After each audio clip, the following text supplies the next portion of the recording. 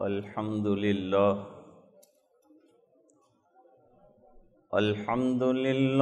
وکفى وسلام علی عباده الذین اصطفى خصوصا علی افضلهم وخاتم النبیین محمد الامین وعلى آلہ وصحبہ اجمعین اما بعد فاعوذ باللہ من الشیطان الرجیم بسم اللہ الرحمن الرحیم یا ایہا الذین آمنوا کتب علیکم الصیام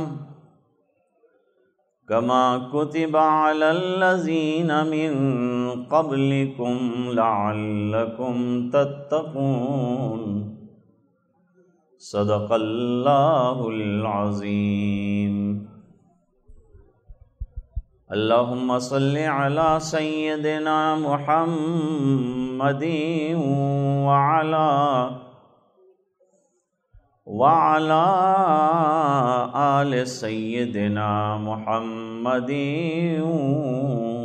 وبارک وسلم۔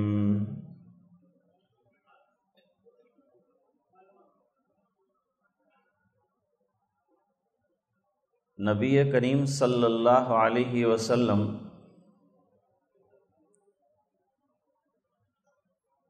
رجب کا مہینہ آتے ہی رمضان کے سلسلے کی ذہن سازی فرماتے تھے، اور اسی لیے یہ دعا فرماتے تھے، اللہم بارک لنا فی رجب و شعبان وبلغنا الی رمضان۔ مقصد تو یہ ہے کہ ماہ صیام اور رمضان کا مہینہ ملے،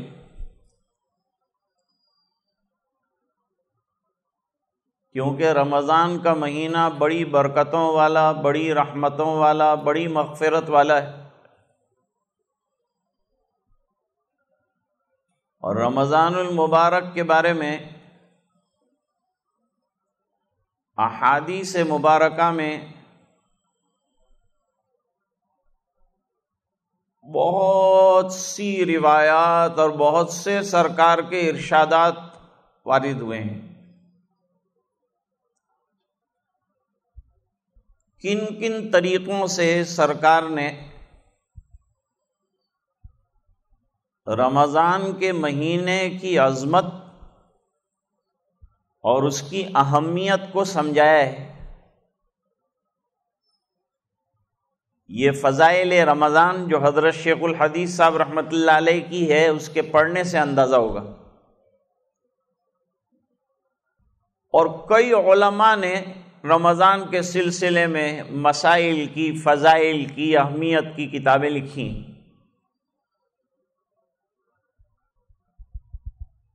تو اللہ نے یہ عجیب و غریب مہینہ جو ہے وہ ہمیں عطا فرمایا،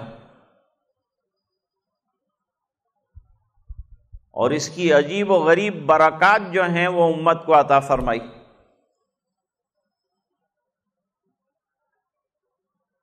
رمضان کو رمضان کیوں کہتے ہیں؟ اصل میں رمض کا معنی ہے پیاس کے، اور عرب میں یہ مہینہ گرمیوں میں آتا تھا، اور گرمی میں پیاس زیادہ لگتی ہے، اس لیے اس کا نام رمضان رکھا۔ اور روزے میں آدمی کو جتنا بھوک نہیں لگتی اس سے زیادہ پیاس محسوس ہوتی ہے، جس کو وہ برداشت کرتا ہے۔ جتنا برداشت کرتا ہے اللہ تعالیٰ اس پر اجر عطا فرماتے ہیں۔ ایک طرح کا امتحان ہے، لیکن اس پر انعام بھی اتنا بڑا ہے۔ اور ایک قول یہ ہے کہ رمضان کو رمضان اس لیے کہتے ہیں کہ فَإِنَّهُ تَرْمَزُ الذُّنُوبَ، یہ گناہوں کو جلا دیتا ہے۔ اس کی عبادات کے ذریعے سے گناہ جو ہیں وہ تمام کے تمام جھلس کر جل کر ختم ہو جاتے ہیں۔ اب قرآن کریم میں اللہ تعالی نے ایک ہی آیت میں، اس کے بعد والی آیت میں، اس کی بعد والی آیت میں روزہ داروں کا ذہن بنایا ہے کہ روزہ رکھنا ان کے لیے آسان ہو جائے، مشکل کام نہیں ہے۔ ایک تو دعا سرکار نے فرمائی، خیال آ گیا کہ بھئی اہم مہینہ آ رہا ہے جس کے لیے سرکار خود دعا کر رہے، تو یہ اہمیت تو بیٹھ گئی، یہ امپورٹنس تو آ گیا۔ اب قرآن کریم کی طرف آ جائیے۔ علماء فرماتے ہیں 7 طریقوں سے ذہن بنایا ہے روزے کے لیے، چونکہ بڑی اہم عبادت ہے، اور یہ عبادت کی اہمیت کا اندازہ اس بات سے لگایا جا سکتا ہے کہ ایک حدیث قدسی سرکار نے نقل فرمائی۔ حدیث قدسی کا مطلب یہ ہے کہ فرمائی ہے یہ بات سرکار نے، لیکن اللہ کی طرف منسوب ہے، یعنی سرکار یوں کہہ کر بیان فرماتے ہیں کہ اللہ تعالی فرماتے ہیں۔ تو سرکار نے فرمایا کہ اللہ فرماتے ہیں کہ الصوم لی، روزہ میرے لیے ہے۔ سوال تو یہ پیدا ہوتا ہے کہ جتنی بھی عبادتیں ہیں وہ تمام کے تمام عبادتیں اللہ ہی کے لیے ہیں۔ آدمی نماز پڑھتا ہے تو کیا نیت کرتا ہے؟ وہ یہ نیت کرتا ہے کہ میں اللہ کے لیے نماز پڑھ رہا ہوں۔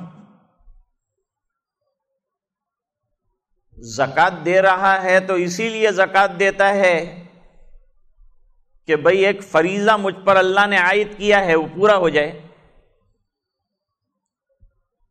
حج کرتا ہے تو کیا نیت کرتا ہے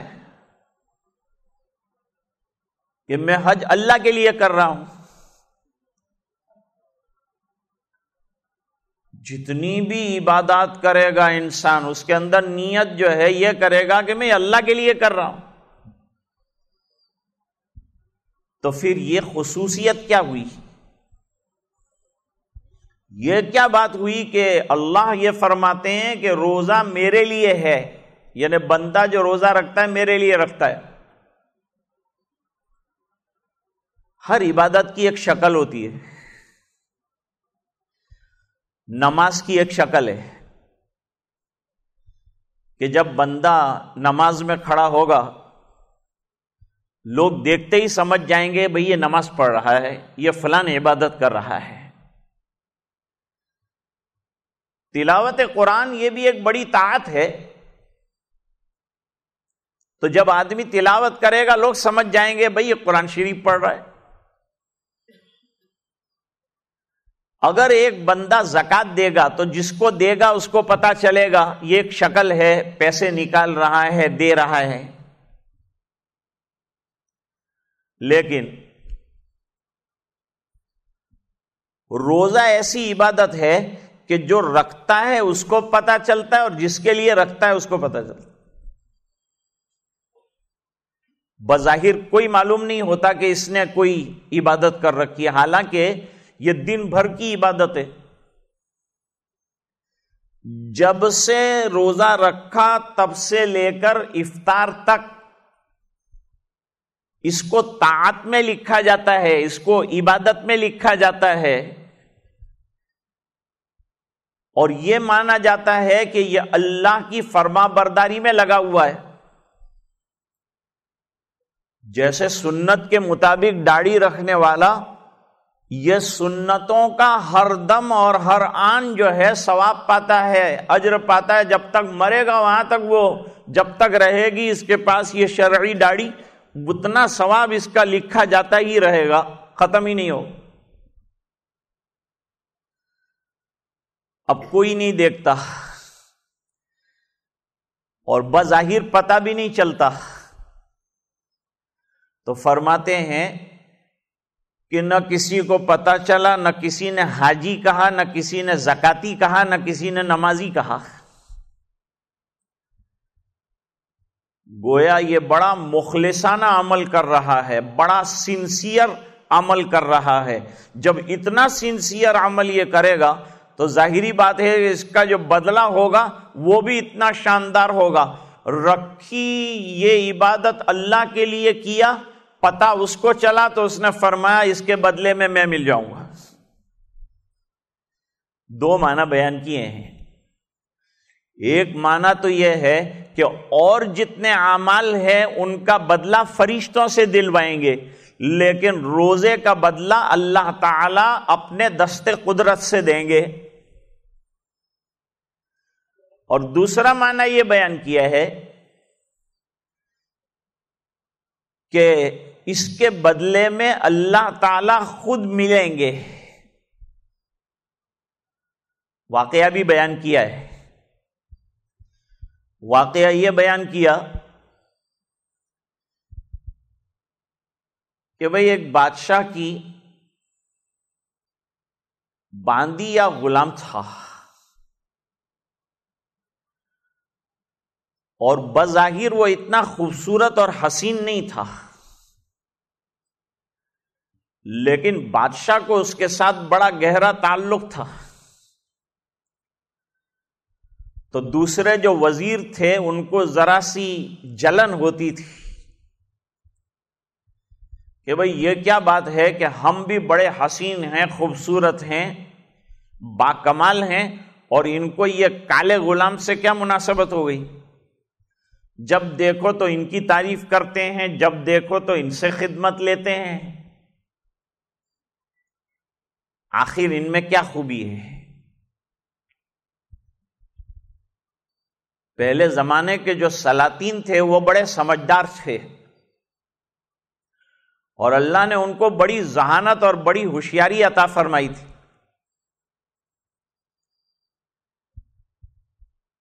خلفائے راشدین میں حضرت عمر رضی اللہ تعالیٰ عنہ کو اللہ تعالیٰ نے بڑی سمجھ عطا فرمائی۔ ان کے بعد حضرت علی رضی اللہ تعالیٰ عنہ کا علم میں بہت اونچا مرتبہ اور مقام ہے۔ حضرت عمر رضی اللہ تعالیٰ عنہ کے یہاں ایک بڑھیا آئی، وہ بڑھیا نے آ کے شکایت کی۔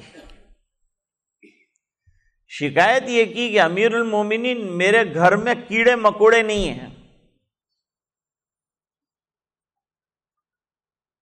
بھئی یہ تو اچھی بات ہے نا کہ گھر میں کیڑے مکوڑے نہ ہوں۔ کیڑے مکوڑے ہوتے ہیں تو لوگ اس کے بھی تعویذ مانگتے ہیں، مولانا ہمارے یہاں کیڑے بہت ہو گئے تعویذ دیجیے، مولانا ہمارے یہاں چوہے بہت ہو گئے اس کی تعویذ دیجیے، کہ تعویذ سے چوہے ختم ہو جائے، تعویذ سے کیڑے مکوڑے مر جائیں۔ اب یہ عورت شکایت کر رہی ہے کہ امیر المومنین میرے یہاں کیڑے مکوڑے بالکل نہیں۔ حضرت عمر رضی اللہ تعالی عنہ نے اپنے خادم کو بلایا اور خادم کو بلا کر فرمایا کہ ایک اونٹ لاؤ اور بیت المال میں سے اناج، غلہ، کھجور، شہد، کھانے پینے کی جتنی چیزیں ہیں وہ سب لاد دو اونٹ کے اوپر اور یہ اونٹ کی نکیل جو ہے یہ بڑھیا کو پکڑا دو. اچھا، لوگوں کو بات سمجھ میں آئی نہیں. یہ بڑھیا شکایت کیا کر رہی ہے اور علاج کیا کیا جا رہا ہے؟ پوچھا گیا کہ حضرت آپ نے یہ جو کیڑے مکوڑے نہ ہونے سے کیا بات سمجھی ہے؟ حضرت نے فرمایا کیڑے مکوڑے وہاں ہوتے ہیں جہاں کچھ کھانے پینے کی چیزیں ہوتی ہیں، اور یہ بڑھیا اصل میں شکایت یہ کرنا چاہتی تھی کہ میرے گھر میں کھانے پینے کا کچھ نہیں، امیر المومنین خالی ہے میرا گھر بالکل، تو جب کھانے کو کچھ ہے نہیں تو کیڑے مکوڑے آئیں گے کہاں سے؟ کھانے کا انتظام کر دیا. تو سلاطین امتحان لیتے تھے تو وہ بھی بڑی سمجھداری کا ہوتا تھا. فرماتے ہیں کہ ایک دن بھرا ہوا دربار ہے اور دربار میں تو قیمتی قیمتی ہیرے جواہرات سجانے کی چیزیں ڈیکوریٹو آئٹمز ہوتی ہیں. بادشاہ نے اچانک اعلان کیا کہ بھئی یہ دربار میں جتنی چیزیں رکھی ہوئی ہیں ان میں سے جس کے اوپر جس کا ہاتھ آ جائے گا وہ چیز اس کو مل جائے گی. وہ غلام بھی موجود تھا، وہ جگہ سے ہلا ہی نہیں.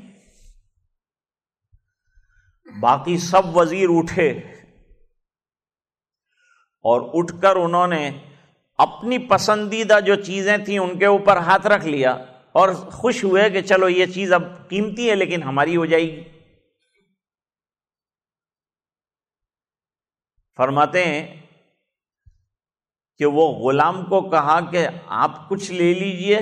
لوگوں نے کہا کتنا بے وقوف آدمی ہے، آج کمانے کا موقع ہے، بادشاہ نے اعلان کر رکھا ہے اور یہ بندہ اپنی جگہ سے ہلتا نہیں ہے.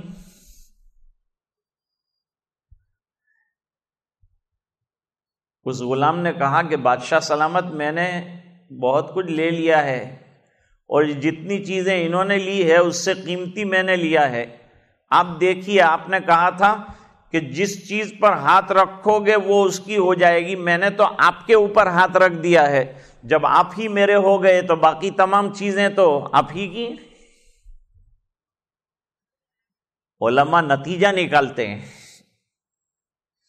کہ جیسے وہ غلام نے یہ کہا نا کہ آپ پر ہاتھ رکھ لیا ہے تو بادشاہ میرا ہو گیا، حدیث پاک میں فرمایا اور حدیث قدسی میں فرمایا کہ جس نے روزہ رکھ لیا اس کو تو میں ہی مل گیا. اور ظاہری بات ہے کہ جس کو اللہ مل جائیں پھر اس کو کمی کس بات کی ہے؟ جس کے پلے میں خود بادشاہ اور شاہ وقت آ جائے اس کو کمی کس بات کی رہے گی؟ تو روزہ جو ہے اتنی بڑی نعمت ہے. آج حضرت مولانا محمد صاحب نے دوپہر کو جو جمعہ میں خطبہ پڑھا، وہ خطبے کے اندر ایک جو ہے حدیث بھی آئی تھی، الصوم لی وانا اجزی بہ، روزہ میرے لیے ہے اور اس کے بدلے میں خود ملنے والا ہوں. اور ظاہری بات ہے کہ جب اللہ ملیں گے تو جنت بھی ملے گی، جنت کی نعمتیں بھی ملیں گی، کیونکہ جنت کا ملنا اللہ کی رضامندی اور اللہ کے خوش ہونے پر موقوف ہے. جب اللہ تعالیٰ خوش ہو جائیں گے تو ظاہری بات ہے کہ باقی کی سب نعمتیں اللہ تعالیٰ عطا فرمائیں گے، اور جس سے اللہ ایک مرتبہ خوش ہوں گے پھر کبھی بھی ناراض اس سے نہیں ہوں گے. تو اللہ تعالیٰ فرماتے ہیں یا ایھا الذین آمنو، یہ پہلا اسٹیپ آیا. فرماتے ہیں اے ایمان والو. ایمان والا وہ ہے جس نے اللہ کے احکام پر چلنے اور نبی کریم صلی اللہ علیہ وسلم کے طریقوں کو فالو کرنا اپنی زندگی کا مقصد بنایا، وہ ایمان والا ہے. اور ایمان اصل میں نام ہے اللہ پر کمپلیٹ یقین کا، مکمل یقین کا، اعتماد کامل کا نام ہے۔ اور ہمارے مشائخ بہت اچھی بات بیان فرماتے ہیں کہ بھئی ایک باپ کے کئی بیٹے ہیں، ایک کا نام موسیٰ ہے، ایک کا نام عیسیٰ ہے، ایک کا نام ابراہیم ہے۔ فرماتے ہیں کہ نام سے پکارے باپ کسی کو اور کسی بیٹے کو یوں کہے میرے پیارے بیٹے تو آ جا، تو ظاہری بات ہے کہ اس کے ساتھ ایک خصوصی تعلق کا اور لگاؤ کا معاملہ ہو گیا، اس کا دل بھی باغ باغ ہو جائے گا کہ مجھے نام سے نہیں پکارا بلکہ مجھے پیارا کہہ کے پکارا۔ بس یا ایھا الذین آمنو، یہ اللہ کی طرف سے اپنے بندوں کو پیارا خطاب ہے۔ اب بندوں کو چوکنا ہو جانا ہے کہ جب اللہ ہمیں اپنا کہہ رہے ہیں، اپنا پیارا کہہ رہے ہیں، تو اب کوئی کام ایسا نہیں کرنا ہے جس سے یہ پیار ختم ہو جائے، جس سے یہ محبت ختم ہو جائے، جس سے یہ تعلق ختم ہو جائے اور رب ناراض ہو جائے اور یوں کہہ دے کہ میں نے پیارا کہا تھا لیکن تمہارے اندر پیار والی کوئی بات دیکھی نہیں، ہم تمہیں نوازتے گئے، تم ہماری باتوں کو ٹھکراتے گئے، ہم تمہیں عطا کرتے گئے، تم نافرمانیاں کرتے چلے گئے۔ انسان کا عالم یہ ہے کہ ہر وقت اللہ کی طرف سے نعمتیں آتی ہیں اور ہر وقت بندہ جو ہے وہ ناشکری کے الفاظ بھی نکالتا ہے اور عملاً بھی کبھی کبھی ناشکری کرتا ہے، الا یہ کہ اللہ نے پاس بندے ایسے بھی رکھے ہیں کہ جو کچھ نہ ہو کے بھی اللہ کا شکر بجا لاتے ہیں۔ تو بہت چوکنا کرنے والا خطاب کیا، فرمایا یا ایھا الذین آمنوا، اے ایمان والو، اے وہ لوگوں جنہوں نے اللہ کے ساتھ عہد و پیمان کر لیا ہے کہ تو جو حکم کرے گا ہم بجا لانے کے لیے تیار ہیں، یہ یاد دلایا۔ اپنی پرومس کو یاد دلانے کے بعد اب اللہ تعالیٰ فرماتے ہیں کتب علیکم الصیام، تمہارے اوپر روزوں کو لکھا گیا ہے۔ عربی میں کتبہ کے معنی کسی چیز کا کمپلسری ہو جانا ہے، کسی چیز کا لازم ہو جانا ہے، اور ظاہری بات ہے کہ جو چیز کمپلسری ہے وہ ٹلنے والی نہیں ہے۔ اس بنا پر فرمایا کہ روزہ جو ہے وہ ایک نہیں، صیام کہا، ایک روزہ نہیں ہے، کئی روزے چونکہ رکھنے ہیں، اس بنا پر یوں کہا کہ تمہارے اوپر روزے ہم نے کمپلسری کر دیے ہیں، لہذا اس کو بجا لائے بغیر چارہ کار نہیں ہے۔ تو پہلا خطاب تو یہ کیا کہ اے ایمان والو، دوسرے نمبر پر فرمایا کہ تمہارے ایمان کے تقاضوں میں ہم نے ایک بات یہ لکھ کے دی ہے کہ تمہیں روزہ جو ہے وہ سال میں ایک مرتبہ، آگے تفصیل بیان کی ہے، ماہ سیام یعنی ماہ رمضان کا رکھنا ہے۔ یہ تفصیل ہم نے تمہارے سامنے رکھنی ہے اور تم کو اس پر عمل کرنا ہے۔ اب اس میں لے تو لعل نہیں چلے گا، آپ کو روزہ رکھنا ہے تو رکھنا ہے۔ اب سوال ہوتا ہے کہ اتنا مشکل کام ہے پیاسا رہنا، بھوکا رہنا، یہ اتنا مشکل کام ہم کو اکیلوں کو، اتنی پیاری امت ہے، سرکار رحمت للعالمین ہے، یہ دین رحمت ہے، کتاب رحمت ہے، اور اس کے باوجود اتنا سخت حکم کیوں دیا ہے؟ تو اللہ تعالیٰ آگے فرماتے ہیں تم سے پہلی امتوں میں بھی روزوں کو فرض کیا گیا تھا اور انہوں نے بھی روزے رکھے تھے، لہٰذا تم کوئی نیا کام نہیں کرو گے، پہلی امتوں نے بھی روزے رکھے اور کوئی امت اللہ کی طرف سے ایسی نہیں آئی دنیا میں کہ جس کے اوپر روزہ فرض نہ کیا گیا ہو۔ ہر ایک نے کسی نہ کسی فارم میں اور کسی نہ کسی شکل میں روزے رکھے ہیں۔ اب کس نے روزے رکھے ہیں، کیا کیا شکل رہی ہے، اللہ تعالیٰ سمجھنے کی توفیق عطا فرمائے۔ کل شام کو انشاءاللہ گفتگو ہوگی، آج مائک صحیح نہیں ہے تو انشاءاللہ کل وہ ٹھیک بھی ہوگا اور بات بھی انشاءاللہ تفصیل کے ساتھ کریں گے۔ اللہ تعالیٰ سمجھنے کی توفیق عطا فرمائے۔ اللہم صلی علی سیدنا محمد وعلی آل سیدنا محمد وبارک وسلم۔ آتنا فی الدنیا حسنہ وفی الآخرۃ حسنۃ وقنا عذاب النار وادخلنا الجنۃ مع الابرار یا عزیز یا غفار۔ اللہم انا نسألک الہدی والتقی والعفاف والغنی، نسألک العافیہ فی الدنیا والآخرہ، اللہم انا نسألک رضاک والجنہ ونعوذ بک من سخطک وغضبک والنار۔ اے اللہ ہمارے گناہوں کو معاف فرما، کوتاہیوں سے درگزر فرما، اپنا فضل اور کرم شامل حال فرما۔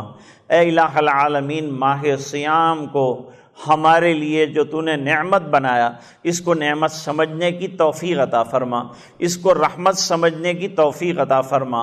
اے اللہ ہمارے جتنے گناہ ہیں ان تمام گناہوں کو معاف فرما دے، اس مہینے کی قدردانی نصیب فرما، ایک ایک لمحے کی قدر ہمیں عطا فرما، اور اے اللہ معصیات سے ہماری حفاظت فرما، نیکیوں کی ہمیں توفیق عطا فرما، برائیوں سے اجتناب ہمیں نصیب فرما۔